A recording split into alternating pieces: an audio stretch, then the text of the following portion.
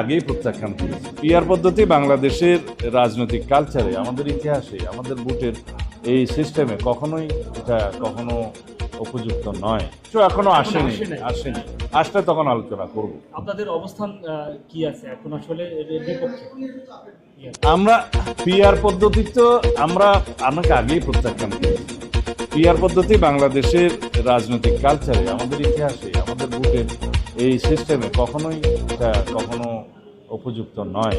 আমরা এখানে এক ব্যক্তির এক ভোট এবং সরাসরি ভোট প্রত্যেকটা নির্বাচনী এলাকায় তার প্রতিনিধিকে সে ভোট দেবে এবং এটাকে বলা হয় ফার্স্ট পাস দি পোল।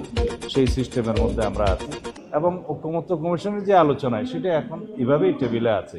এখন কেউ রাজনৈতিক দাবি হিসাবে সেটা উত্থাপন করতে পারে, সেটা তাদের রাজনৈতিক অধিকার, তবে সেটা সবার উপরে চাপিয়ে দেওয়ার কোনো মানে নেই।